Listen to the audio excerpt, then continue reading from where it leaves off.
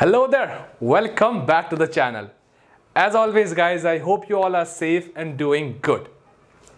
तो पिछली वीडियो में हम बात कर रहे थे पार्ट्स ऑफ स्पीच की और हमने हमारी बात खत्म करी थी नाउन्स के साथ, ठीक है। तो without wasting any more time और समय बर्बाद नहीं करेंगे, डायरेक्टली चलते हैं नेक्स्ट पार्ट ऑफ स्पीच की तरफ, विच आर प्रोनाउंस। तो प्रोनाउन की बात शुरू मैं करूं उससे पहले एक ये बात आप लोगों के साथ शेयर करना चाहूँगा। अगर आपको ऐसा लगता है कि आपको प्रोनाउंस के बारे में कुछ भी नहीं पता है, फिर भी आप उन्हें डेली बेसिस पे यूज़ करते हैं, और अगर आप इसी सिक्के के दूसरे पहलू की तरफ हैं, अगर आप ये सोचते हैं कि आपको प्रोनाउंस के बारे में सब कुछ पता है, तो वो भी सही नहीं है। कुछ ना कुछ तो ऐसा है जो कहीं ना कहीं रह जाता है। और मैं ये नहीं कह रहा कि मैं मेरी वीडियो में भी सब कुछ कवर कर पाऊंगा, हो सकता है कहीं ना कहीं कुछ एक इंटरेस्टिंग फैक्ट या कुछ इंपॉर्टेंट छूट जाए, लेकिन इतना ज़रूर कह सकता हूं कि एक ना एक पॉइंट तो ऐसा होगा जो इस वीडियो में आपको प्रोनाउंस के बारे में कुछ यूनिक बता के जाएगा। तो प्लीज़ वीडियो को एंड तक देखना, स्किप बिल्कुल मत करना। चलो आगे बढ़ते हैं। पहला सवाल क्या आता है हमारा, what is a pronoun? In linguistics and grammar, a pronoun is a word or group of words that one may substitute for a noun or noun phrase, provided that the reader or the listener already is aware of the noun which is being referred to. Linguistics और grammar की जब हम बात करते हैं, ठीक है, तो pronoun वो शब्द या शब्दों का समूह होता है जिसको हम noun की जगह पर किसी भी सेंटेंस में यूज करते हैं। अच्छा, कंडीशन क्या है कि हमें पता होना चाहिए पहले से कि हम किस नाउन की जगह उस प्रोनाउन को यूज कर रहे हैं। तो प्रोनाउन के एग्जांपल्स क्या हो सकते हैं? He, she, it, they, them, our, their, herself, himself, themselves, ये सब प्रोनाउंस होते हैं। अब एक इंपॉर्टेंट बात यहाँ पे, जैसे ही मैंने ही, शी और ये सब बोला, आपको क्लिक हुआ होगा कि यार ये तो हमने नाउन्स में भी डिस्कस किए थे। कौन से नाउन्स थे? Common nouns. तो अगला सवाल ये आता है दिमाग में कि यार ये कैसे पॉसिबल है? जब हमने बता दिया कि वो नाउन है और जब हम कह रहे हैं कि प्रोनाउंस वो होते हैं जिनको हम नाउन की जगह यूज़ करते हैं, तो ये तो वो बात हुई कि हम नाउन की जगह नाउन यूज़ कर नहीं, ये वो कन्फ्यूजन हो जाता है। इसीलिए मैंने क्या कहा था, बेसिक्स पे ध्यान दो। पार्ट्स ऑफ स्पीच को इंट्रोड्यूस करते टाइम ही मैंने कह दिया था कि ऐसे शब्द, ऐसे वर्ड्स होते हैं जो एक से ज़्यादा पार्ट्स ऑफ स्पीच में बिलोंग करते हैं, ठीक है। मैंने कहा था कोई नाउन है तो वर्ब भी हो सकता है ना, कोई प्रीपोजिशन है, कंजंक्शन भी हो सकता है। मैंने कहा था आपको चीज़, बस वही चीज़ यहाँ पे आ रही है। क्या पता होना चाहिए हमें? अगेन कॉन्टेक्स्ट, कि किस वजह से उस वर्ड को वहाँ यूज़ किया जा रहा है या किस भाव से, तब ये कन्फ्यूजन नहीं क्रिएट होती है। और इसीलिए मैं आपको छोटी छोटी चीज़ें बताता चलता हूँ, क्योंकि मुझे पता है कहाँ दिक्कत आती है। अच्छा, प्रोनाउंस जो है वो प्रॉपर और कॉमन नाउन दोनों को रिप्लेस कर सकते हैं, सिर्फ कॉमन नाउन की बात नहीं कर रहे। और कुछ प्रोनाउन ऐसे भी होते हैं जिनके साथ कुछ रूल्स जुड़े होते हैं। वो रूल्स ये बताते हैं कि वो पर्टिकुलर प्रोनाउन कहाँ और किस तरह से काम में लिया जाएगा, उन रूल से अलग नहीं जा सकता वो प्रोनाउन, ठीक है। एग्जाम्पल से बताता हूँ आपको। इट एक प्रोनाउन है, तो इट के साथ ये रूल है कि जब भी आप ह्यूमन बींग्स की, यानी इंसानों की जब भी आप बात कर रहे होंगे, जब आपका नाउन एक इंसान होगा, तब आप उसकी जगह पे प्रोनाउन इट को यूज़ नहीं कर सकते, ठीक है। और इसी तरह से और भी प्रोनाउंस के और भी रूल्स हैं जिनको हम आगे आने वाले पार्ट्स ऑफ प्रोनाउंस की जब हम बात करेंगे तब उनमें हम डिस्कस करेंगे डिटेल में। चलो मूविंग ऑन, हमारा दूसरा सबसे इंपॉर्टेंट सवाल, why does pronoun matter? Why do we need them? क्यों ज़रूरत पड़ती है या क्यों ज़रूरत कभी पड़ी प्रोनाउन को यूज़ करने की? इसको एक एग्जाम्पल से समझ लेते हैं। बहुत सिंपल एग्जाम्पल है। Ram is an intelligent boy. Ram loves reading and singing. Ram is very religious. Ram loves to ride a bicycle. Ram Ram Ram Ram, हर एक सेंटेंस में मैंने उसी नाउन को बार बार यूज़ किया, रिपीटेटिव हो गया बहुत ज़्यादा, ठीक है। इसी वजह से हम प्रोनाउंस का यूज़ करते हैं, ताकि एक तो हम वो सेंटेंस की जो बोरियत है, जो मोनोटनी है, ठीक है, एक ही सुर में जो बात हो रही, उस सुर को थोड़ा तोड़ सकें, क्योंकि ह्यूमन माइंड इसी तरह से ट्रेन है। हमें कोई भी चीज़ बार बार सुनने को मिलती है तो वो हमारे लिए बोरिंग हो जाती है। उस चीज़ को तोड़ने के लिए प्रोनाउन काम में आता है। दूसरी, प्रोनाउन का बहुत इंपॉर्टेंट पार्ट है कि वो सेंटेंसेस को थोड़ा छोटा, थोड़ा कॉम्पैक्ट कर देता है, ठीक है। तो सेंटेंसेस का फॉर्मेशन और उनकी अंडरस्टैंडिंग थोड़ी क्लियर, क्रिस्प और शॉर्ट हो जाती है। तो इसीलिए प्रोनाउन बहुत ज़्यादा इंपॉर्टेंस रखते हैं अपने आप में। तो ये तो बात रही प्रोनाउंस की इंपॉर्टेंस की और हमें इनकी ज़रूरत क्यों पड़ी। अब मैंने आपको जब डेफिनेशन की बात कर रहा था प्रोनाउंस की, मैंने आपको कहा था कि प्रोनाउन आप तभी यूज़ कर सकते हो जब आपको पता हो कि आप किस नाउन के बारे में बात कर रहे हो।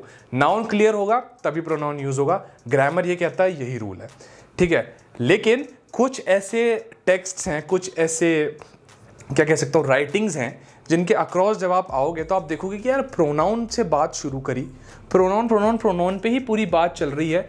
नाउन तो कहीं बहुत आगे जाके या एंड में जाके उस नाउन के बारे में बताया जाता है। ऐसा क्यों और ऐसा कौन लोग करते हैं, दोनों बातों पे बात करते हैं। ग्रामेटिकली तो सही नहीं है, लेकिन थोड़ा सा ऑफ द टॉपिक जाते हैं। एक चीज़ होती है पोएटिक फ्रीडम, आर्टिस्टिक फ्रीडम या पोएटिक लिबर्टी जिसे कहते हैं। तो पोएट, आर्टिस्ट या जितने भी क्रिएटिव लोग होते हैं, इन लोगों को ये फ्रीडम होती है, छूट होती है कि ग्रामर के कुछ रूल्स को तोड़ मरोड़ सकते हैं।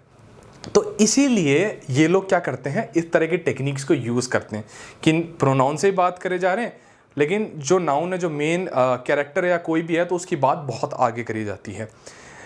क्यों किया जाता है ऐसा? एक ड्रामेटिक इफेक्ट, एक पोएटिक इफेक्ट लाने के लिए, कि ड्रामा क्रिएट करना है, लोगों को, ऑडियंस को पकड़ के रखने का, हुक्ड रखने का एक तरीका है कि ऑडियंस उससे कनेक्टेड रहे, ठीक है। क्योंकि ह्यूमन ब्रेन है, तो हमारे दिमाग में चलता रहता है कि यार किसकी बात हो रही है, इतना सब कुछ बता दिया, कौन हो सकता है। हम कंटिन्यूसली सोचते रहते हैं। आपने देखा होगा कुछ मूवीज़ में या मूवी के ट्रेलर्स में भी हम देखते हैं कि हीरो या हीरोइन जो भी है उसके बारे में सब कुछ बता देते हैं। मान लो कोई जासूस है, तो वो जासूस इतना स्मार्ट है, इतने केसेस सॉल्व कर चुका है, ये हथियार चलाना आता है, इतनी हाइट से कूद जाता है, स्विमिंग तैरना आता है उसको, ये गाड़ी चला लेता है, ये प्लेन उड़ा लेता है, सब कुछ बता दिया उस प्रोटैगनिस्ट के बारे में। लेकिन उसका चेहरा और उसका नाम बहुत आगे जाके आपको दिखाया जाता है, बहुत आगे जाके बताया जाता है, रिवील किया जाता है। क्यों? ड्रामेटिक इफेक्ट को क्रिएट करने के लिए। तो मोटा मोटी बात यह है कि प्रोनाउन तभी यूज़ करोगे जब आपको नाउन का पता होगा। ग्रामर ये कहती है, लेकिन जो भी आर्टिस्ट होते हैं इनको ये फ्रीडम होता है कि ग्रामर के रूल्स को तोड़ मरोड़ सकते हैं, और इसलिए वो बात प्रोनाउन से शुरू करते हैं और बहुत आगे जाके नाउन को बताते हैं। और कुछ ही ऐसे चुनिंदा केसेस हैं जिसमें वो नाउन को कभी बताते भी नहीं है, ऑडियंस पे ही छोड़ दिया जाता है कभी कभी। तो मतलब पोइट्री वगैरह में ज़्यादा होती है चीज़। तो ये बहुत इंपॉर्टेंट इन्फॉर्मेशन है जो आपको पता होनी चाहिए प्रोनाउंस के बारे में, क्योंकि मुझे पता है आगे जाके कन्फ्यूजन हो जाता है। फटाफट एग्जाम्पल ले लेते हैं प्रोनाउन के। I have a dog, he is brown and white. तो फर्स्ट सेंटेंस में क्या रहा? डॉग नाउन रहा, लेकिन हमने वापस ये नहीं कहा कि my dog is brown and white. हमने माई डॉग की जगह क्या लिख दिया? सीधा he is brown and white, ठीक है। तो he is the pronoun for the noun dog. एक और एग्जांपल ले लेते हैं। My family loves nachos and we make them every Friday. तो हमने पहले कह दिया my family loves nachos, nachos यहाँ पे हमारा noun, and we make them, तो देम यहाँ पे प्रोनाउन। तो अब हमें समझ में आ गया कि हम क्या बनाते हैं। हम वी मेक देम बोला तो किसकी बात हो रही है? समझ में आ गया? नाचोस की। हमने ये नहीं बोला वी मेक नाचोस अगेन, हमने कह दिया वी मेक देम, ठीक है। रेपिटेशन तोड़ दिया, सेंटेंस को बोरिंग होने से बचा लिया हमने। और पार्ट्स ऑफ प्रोनाउन पे जाने से पहले हम एक फटाफट से टर्म समझ लेते हैं जो इंपॉर्टेंट है समझना। अब जैसे हमने कहा था कि कोई भी प्रोनाउन जब हम यूज़ कर रहे हैं तो हमें पता होना चाहिए कि किस नाउन की को रेफर वो कर रहा है, किस नाउन के लिए उस प्रोनाउन का यूज़ किया जाता है। तो वो जो नाउन है जो हमें पता होना चाहिए, उस नाउन को कहते हैं एंटीसीडेंट, एन एंटीसीडेंट, ठीक है। अब ये मैंने आपको क्यों बताया, क्योंकि हो सकता है कभी कोई आपसे बात कर ले एंटीसीडेंट के टर्म्स में, तो आपको एक आइडिया रहे। मैं इसको एग्जाम्पल से और समझा देता हूँ। The sign was too far away for John to read it, ठीक है। अब इस सेंटेंस में साइन तो हुआ हमारा नाउन जिसकी हम बात कर रहे हैं, और इट जो एंड में आया वो प्रोनाउन हुआ। समझ में आ रहा है हमें कि जो इट है वो साइन की बात कर रहा है। लेकिन अगर मैं आपसे ये बोल दूं कि जो इट है प्रोनाउन, उसका एंटीसीडेंट क्या है, what is the antecedent of it in this sentence, तो अब आप बता पाएंगे कि इट का एंटीसीडेंट है साइन।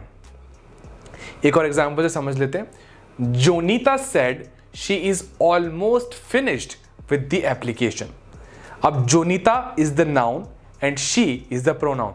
तो मैं आपसे पूछूं कि what is the antecedent of she in this sentence, तो आप फट से बता देंगे कि वो है जोनीता, ठीक है। तो वो जो नाउन है जिसके बारे में हमें पता होना चाहिए, that is called an antecedent. And with that let us move on to the types of pronouns now.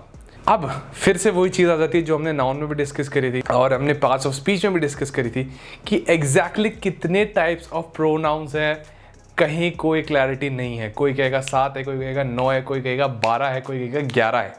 वही बात है, सिर्फ हमें सिर्फ अंडरस्टैंडिंग के लिए कैटेगराइज किया जा रहा है। तो जिस तरह से मैं आपको बताने वाला हूँ, मैं आपको बताऊँगा 10 डिफरेंट टाइप्स ऑफ प्रोनाउंस, जिनके अंदर हम सारे तरह के प्रोनाउंस कवर कर लेंगे। और एक साथ में 11th बोनस कैटेगरी होगी, वो क्या होगी वो आपको बाद में ही पता चलेगा, ठीक है। तो we are gonna discuss about the 10 different types of pronouns. At number 1 we have personal pronouns. Now personal pronouns are the pronouns that refer to a specific individual or a group of people. यानी personal pronouns वो pronoun है जो किसी specific इंसान के बारे में बात करेंगे या लोगों के ग्रुप के बारे में बात कर रहे होंगे, वो होंगे पर्सनल प्रोनाउंस। तो जब मैंने आपको स्टार्टिंग में कहा था कि अगर आपको ऐसा लगता है कि आप प्रोनाउंस के बारे में कुछ नहीं जानते, आप फिर भी उन्हें यूज़ करते हैं, तो मैं इन्हीं की बात कर रहा था। जनरली हम यही यूज़ करते हैं बिना जाने। These are personal pronouns. I, me, she, her, he, him, they, them, right, और यू। तो ये वाले सारे जितने भी पर्सनल प्रोनाउंस आ जाते हैं। अब मैं इनको एक एग्जांपल से समझा देता हूँ आपको। हम वही पुराने की एग्जांपल ले लेते हैं। My family loves nachos, we make them every Friday. अब इसमें माई फैमिली तो नाउन है और वी पर्सनल प्रोनाउन है। समझ में आया अब आपको? और ये सेंटेंस खास क्यों है? क्योंकि इसमें 2 ही नाउन है और 2 ही प्रोनाउंस है। तो अब आप बोलेंगे कि देम पर्सनल प्रोनाउन क्यों नहीं है? वो इसलिए देम जो है वो एक प्रॉपर नाउन को रिप्लेस नहीं कर रहा है। नाचोस प्रॉपर नाउन नहीं है, nachos is a mass noun. My family एक प्रॉपर नाउन है। फैमिली कॉमन नाउन, कोई भी फैमिली हो सकती है। माय फैमिली प्रॉपर नाउन है और उस प्रॉपर नाउन को रिप्लेस कर रहा है वी। तो वी हुआ यहां पे पर्सनल प्रोनाउन, देम नहीं होगा। एक और एग्जांपल ले लेते हैं।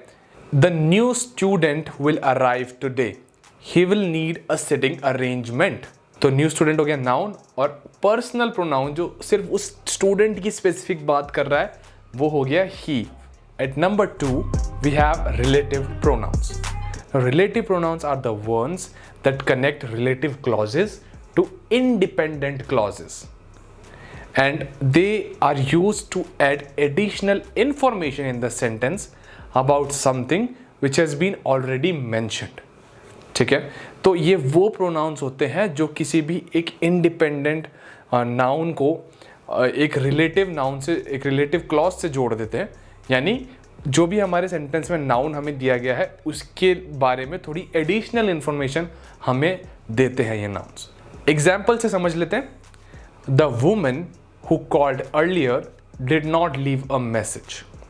अब ये सेंटेंस को देखो, ये ऐसे भी हो सकता था the woman did not leave a message, लेकिन जब हमने ऐड कर लिया who called earlier, तो who यहाँ पे रिलेटिव प्रोनाउन है जो हमारा नाउन है द वुमन, और उसकी जो एडिशनल इंफॉर्मेशन है called earlier उसको जोड़ने का जो काम कर रहा है वो कर रहा है ये रिलेटिव प्रोनाउन।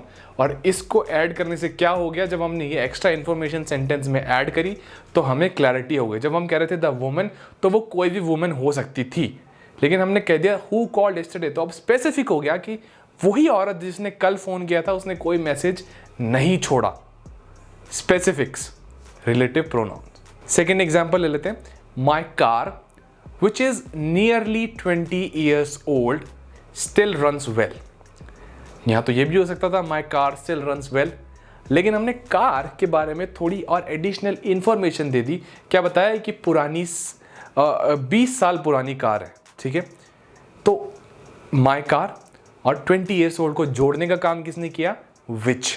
तो विच यहाँ पे क्या हो गया? रिलेटिव प्रोनाउन, रिलेशन लेके आ गया नाउन के लिए। तो ये हो जाते हैं रिलेटिव प्रोनाउंस, यानी that, which, who, whom, what, ये सारे। At number 3 we have demonstrative pronouns. Now demonstrative pronouns are those that represent a thing or a number of things in a place, in a space। तो मैं इसको सीधा सीधा आपको समझाता हूँ कि ये वो प्रोनाउंस हैं जो हम यूज़ करते हैं किसी भी चीज़ की लोकेशन बताने के लिए, किसी भी चीज़ को पॉइंट आउट करने के लिए जो प्रोनाउंस हम यूज़ करते हैं वो हैं डेमोन्स्ट्रेटिव प्रोनाउंस। काफ़ी सारे होते हैं अलग अलग, लेकिन 4 इसमें मेजर हैं जिनकी हम बहुत ज़्यादा बात करते हैं। This, these, that, those. ठीक है, अब इसको हम पेयर में समझते हैं। क्यों? क्योंकि इनमें से 2 हैं सिंगुलर और 2 हैं प्लूरल, यानी दिस एंड दैट। और इस डायग्राम से और आपको क्लियर होगा कि दिस तो हम यूज़ करते हैं जब हम बता रहे हैं कोई चीज़ हमारे नज़दीक है, सिंगुलर है लेकिन हमारे नज़दीक है। और दैट हम बोलेंगे जब कोई चीज़ सिंगुलर है लेकिन हमसे एक किसी डिस्टेंस पे हमसे थोड़ा दूर है। इसी तरह दीज हम बोलेंगे जब चीज़ें प्लूरल है, यानी एक से ज़्यादा है नंबर में लेकिन हमारे नज़दीक हैं, तो दीज। और दोज यानी चीज़ें एक से ज़्यादा है नंबर में लेकिन हमसे दूर हैं, तो दिस, दैट, दीज, दोज। तो लोकेशन बता रहे हैं और चीज़ों को पॉइंट आउट करने में हमारी हेल्प कर रहे हैं, वो है सिंपल डेमोन्स्ट्रेटिव प्रोनाउंस। अच्छा, एग्जाम्पल से समझ लेते हैं। This is heavier than that, जब हमें एक ही सेंटेंस में इन दोनों को यूज करना हो। या these boxes are heavier than those. Okay, यह हम कहते हैं दीज आर बैड टाइम्स, यानी अभी जो समय चल रहा है वो बुरा है, बुरे समय चल रहा है, बुरी चीज़ें हो रही है।